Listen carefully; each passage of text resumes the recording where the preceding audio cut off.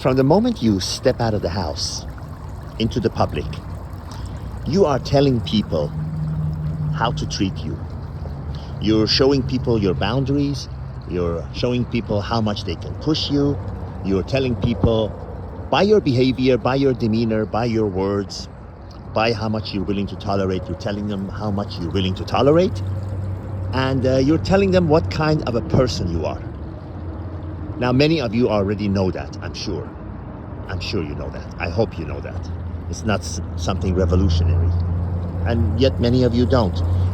Not a day goes by, as God is my witness, not a day goes by where I am not just ordinary surprised, but I am shocked at what average, normal things, commonsensical things that people don't know.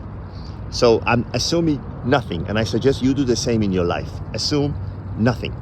Now, why am I mentioning this? From the time you leave the front door of your house into the public, you are telling people by your behavior, by your demeanor, by your words and actions, what kind of a person you are, how much respect you demand, how much they can push you, etc., etc.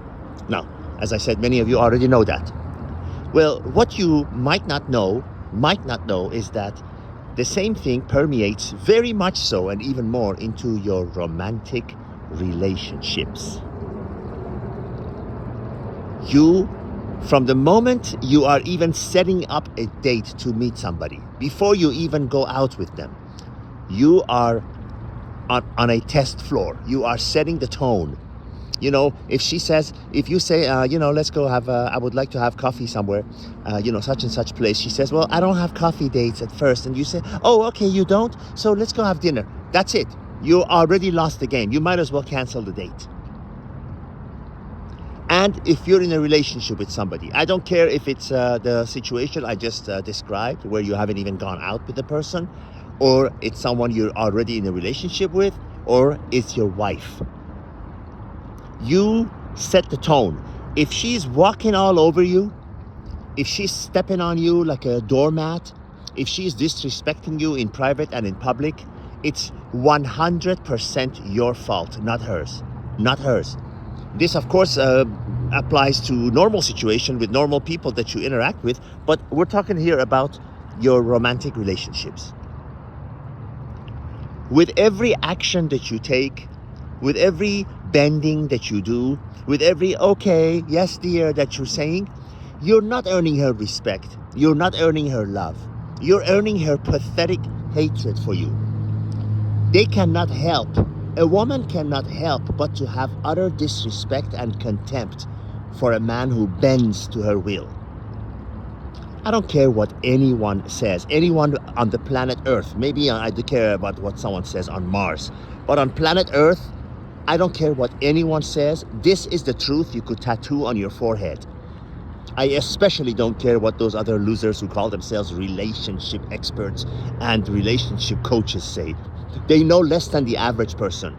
You heard me. They know less than the average person about relationships, because they have the need to come on and prove themselves and stroke their own ego by coming on social media and saying, oh, I'm a relationship expert. It's like, I have accomplished nothing in my life. I have nothing to be proud of. I have nothing that anyone would respect as an accomplishment, but I can come online and tell you guys, whoever is listening out there, that I'm a relationship coach, or I'm a marriage counselor, a relationship expert. What does that even mean, relationship expert? It's like saying I'm a breathing expert. I can tell you how to breathe air, so you don't die. So back to the main subject. I hope you're clear on that. So if you find yourself in a situation where a woman is walking all over you, she has no respect for you, she looks down on you, it's because of what you did. It's because of what you said. It's because of all the bending you did. It's because of all the yes dears that you said. It's because of all the, okay, you're right. All right, oh, you want me to do this? Okay. It's because of that. Every time you bend and you say yes to a woman, to her, wills, to her desires, if it goes against what you want. Now, if it goes against what you want and you're doing it just to please her, you're not earning her love. You're not earning her respect. You're not earning her affection. You're earning her contempt and disdain for you, because she's thinking It's counterintuitive. She's thinking, oh, how low of a worthless of a man he is, that he needs to bend to my every will so that I do him a favor of being with him. That's what they see, and that's what they'll never tell you, even if you put a gun to their temple. They will never tell you that, but believe me, that is what they're thinking. But if you're setting up a date, let's say you're setting up a date, something as simple as that, and you say, for the first time, I'd like to, go to such coffee place at such and such place. She goes, okay. I don't do coffee dates. Oh, okay, you don't? All right, that's okay. Well, it's been nice talking to you, and I wish you all the best. End it there, because you're already dead. If you say yes, you're already dead. She already says, okay, well, I made him change his mind on the coffee thing. I can make him change his mind on everything else. And she would be right. She would be right. So remember, like I've said before 1,000,001 times, winners in this world, anyone who has accomplished anything worth talking about in this world, are the kind of people who, when they made a mistake, they point the finger at themselves, not at anyone else. Please remember that. Forget me. I'm a nobody. Remember that advice. All the best.